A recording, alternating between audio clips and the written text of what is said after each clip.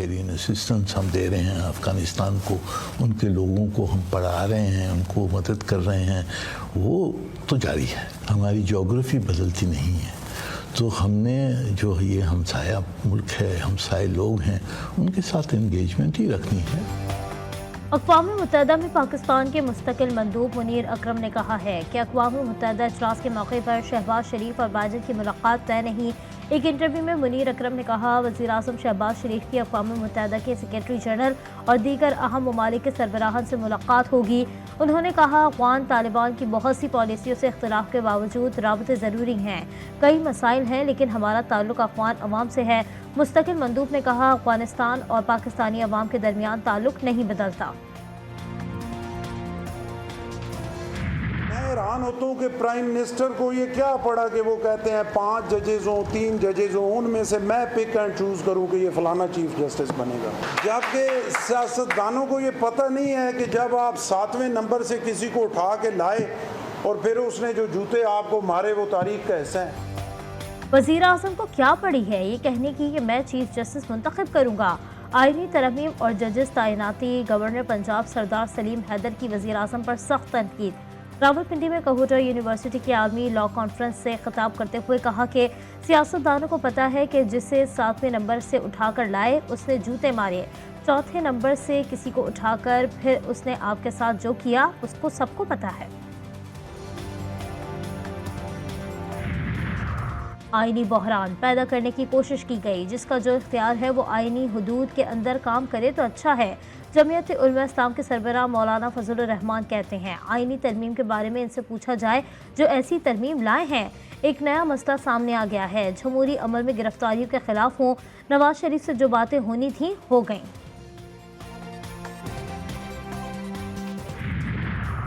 Justice منصور علی شاہ کی بطور chief justice Pakistan تقرری کا نوٹیفیکیشن جاری کرنے کے لیے درخواست دائر۔ وکیل ندیم شبلی نے لاہور ہائی کورٹ میں درخواست دائر کی، جس میں کہا گیا کہ آئین کے تحت سپریم کورٹ کے سینئر ترین جج نے چیف جسٹس بننا ہے۔ جسٹس منصور اب سپریم کورٹ کے سینئر ترین جج ہیں، ان کی تعیناتی کو وزیر اعظم اور صدر مملکت متنازع بنا رہے ہیں۔ جسٹس قاضی فائز عیسیٰ کا بطور چیف جسٹس نوٹیفیکیشن ان کے حلف سے پہلے جاری ہو گیا تھا۔ لاہور ہائی کورٹ حکومت کو جسٹس منصور علی شاہ کے بطور چیف جسٹس تقرری کا نوٹیفیکیشن جاری کرنے کا حکم دے۔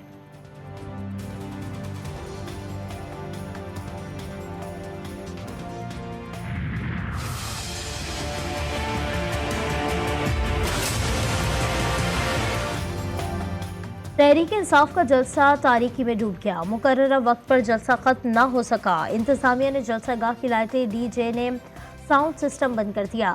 تاریکی میں بھی پی ٹی آئی رہنماؤں کے خطاب کا سلسلہ جاری رہا۔ وزیر اعلیٰ خیبر پختونخوا الیمین گنڈاپور مقررہ وقت تک نہ پہنچ سکے۔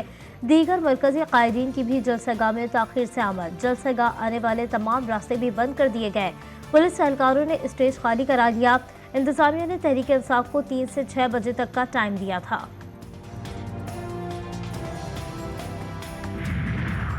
راستے میں رکاوٹیں لگانے پر وزیر اعلیٰ کے پی آپے سے باہر۔ علی امین گنڈاپور نے کلاشنکوف کی بٹ مار کر ٹرک کے شیشے توڑ دیے۔ وزیر اعلیٰ خیبر پختونخوا کو لاہور آتے ہوئے کالا شاہ کاکو پر روکا گیا تھا۔ واقعے کی ویڈیو وائرل ہو گئی۔ اپنے ایک ویڈیو پیغام میں بولے نہ ہی فارم 47 کی حکومت اور نہ اس کی ترمیم کو مانتے، عدلیہ اسٹینڈ لے۔ آج تقریر میں اپنا موقف اور بیانیہ پیش کرنے کا اعلان۔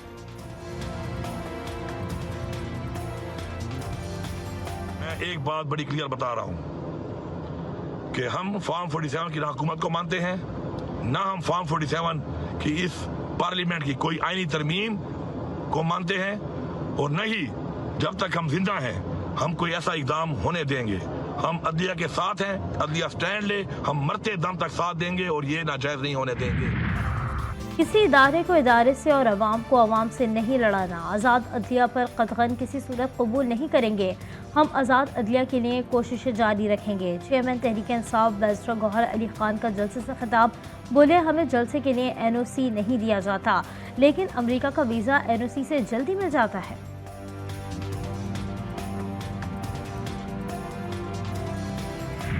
اور سے جو ہے وہ ابھی تک 15 منٹ پہلے تک 1500 سے 1600 لوگ جو ہیں وہ لاہور سے انہوں نے جلسے میں شرکت کی ہے. ہمارے اپوزیشن لیڈر صاحب جن کو پی ٹی آئی کا بڑا رنگ چڑھا ہے, ان کی زبان بھی کافی تیزی سے گندی ہو رہی ہے, وہ موصوف 50 سے 60 لوگوں کے ساتھ جلسہ گاہ میں تشریف لائے ہیں. ٹوٹل 3000 بندہ پورے پنجاب سے اس جلسے کے اندر موجود ہے. لاہور کے عوام کا ہاتھ جوڑ کر شکریہ ادا کرنا چاہتی ہوں کہ انہوں نے فتنہ فساد انتشار کو ریجیکٹ. پنجاب والوں نے فتنہ فساد پارٹی کو مسترد کر دیا. عوام نے پنجاب حکومت کو سپورٹ کیا. وزیر اطلاعات پنجاب عظمہ بخاری کہتی ہیں لاہور سے 1600 لوگ جلسے میں آئے. مریم نواز کی ہدایت کے مطابق لاہور میں کسی سڑک یا چوک کو بند نہیں کیا گیا. تحریک انصاف کا جلسہ ناکام ہو چکا ہے.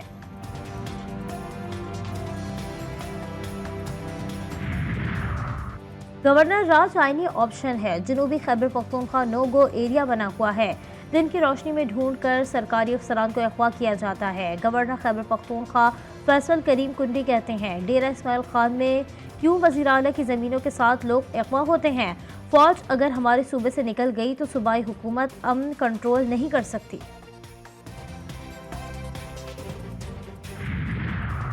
تحریک انصاف کا مخصوص نشستوں کے حصول کے لیے ایک بار پھر سپریم کورٹ سے رجوع.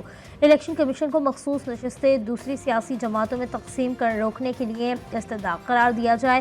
الیکشن ایکٹ میں ترمیم کا 12 جولائی کے فیصلے پر اطلاق نہیں ہوتا. الیکشن کمیشن 12 جولائی کے فیصلے پر عمل درآمد سے انکار نہیں کر سکتا. درخواست میں استدعا.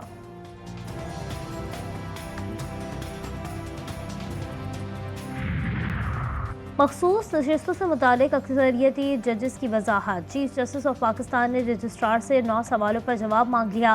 ذرائع کے مطابق جسٹس قاضی فائز عیسیٰ نے سوال کیا الیکشن کمیشن اور پی ٹی آئی نے وضاحت کی درخواست کب دائر کی.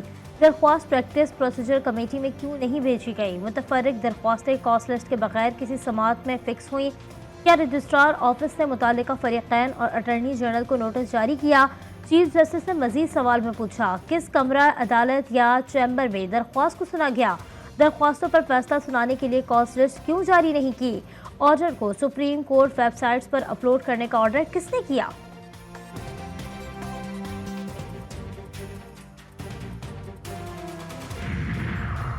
Practice and procedure ordinance Lahore high court میں چیلنج. صدارتی آرڈیننس بدنیتی پر مبنی ہے. پریکٹس اینڈ پروسیجر ایکٹ سے متعلق سپریم کورٹ کا فیصلہ موجود ہے. آرڈیننس کے ذریعے سپریم کورٹ کے اختیارات کو کم یا زیادہ نہیں کیا جا سکتا. عدالت صدارتی آرڈیننس کو کالعدم قرار دے. درخواست میں استدعا. وفاقی حکومت سمیت دیگر کو فریق بنایا گیا.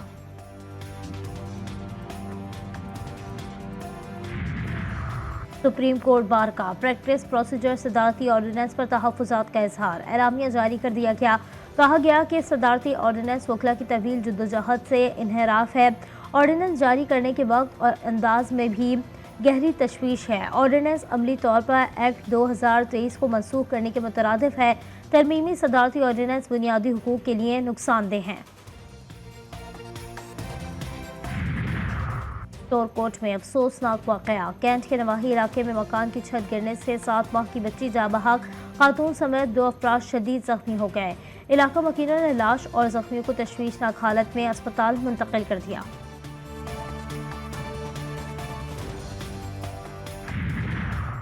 امریکی نائب صدر کملا ہیرس کا ڈونلڈ ٹرمپ کو ایک اور صدارتی مباحثے کا چیلنج. کملا ہیرس نے کہا کہ مباحثے کے فارمیٹ وہی ہے جس کی ٹرمپ جون میں تعریف کر چکے ہیں. ریپبلکن صدارتی امیدوار ڈونلڈ ٹرمپ نے کملا ہیرس کی جانب سے ایک اور صدارتی مباحثے کی تجویز مسترد کر دی.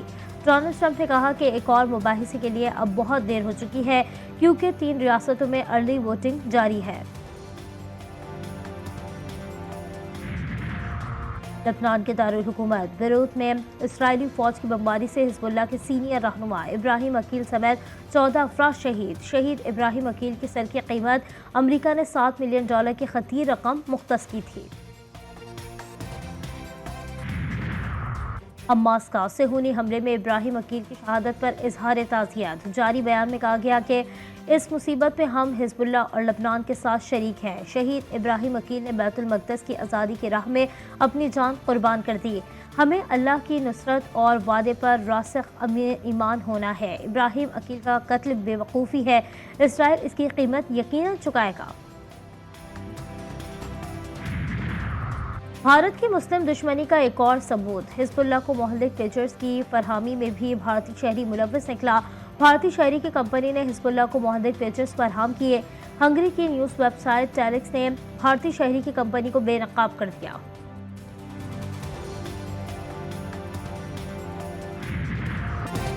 غزہ میں صہیونی فوج کے وحشیانہ حملے جاری۔ الزیتون میں اسکول میں قائم پناہ گزین کیمپ پر کھانے کے وقت بمباری سے 22 فلسطینی شہید، شہداء میں 6 خواتین، 13 بچے اور 3 ماہ کا بچہ بھی شامل۔ وحشیانہ حملے میں 30 افراد زخمی بھی ہوئے۔ غزہ میں شہداء کی مجموعی تعداد 41,391 ہو گئی۔ برطانیہ کے شہر لیورپول میں فلسطینیوں سے اظہار یکجہتی، ہزاروں شہری سڑکوں پر نکل آئے۔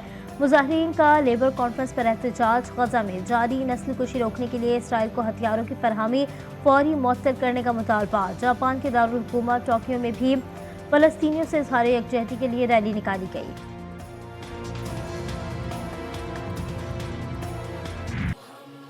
محبوب کبریا حضرت محمد مصطفیٰ صلی اللہ علیہ وآلہ وسلم کا جشن ولادت باسعادت دنیا کے مختلف حصوں میں مختلف تاریخ میں منایا جاتا ہے۔ سرکار دو عالم صلی اللہ علیہ وآلہ وسلم کی ولادت پر نور کے حوالے سے 9، 12 اور 17 ربیع الاول زیادہ مشہور۔ آج جناب رسول خدا صلی اللہ علیہ وآلہ وسلم کے ساتھ امامت کے چھٹے تاجدار حضرت امام جعفر صادق کا جشن ولادت باسعادت مذہبی جوش و جذبے سے منایا جا رہا ہے۔ اور ICC وفد کا قذافی اسٹیڈیم لاہور کا دورہ، انتظامات کا جائزہ لیا۔ قذافی اسٹیڈیم میں جاری ترقیاتی کام کا معائنہ، PCB حکام کی وفد کو اسٹیڈیم کے تعمیراتی کام پر بریفنگ، سیکیورٹی سے متعلق بھی آگاہ کیا گیا۔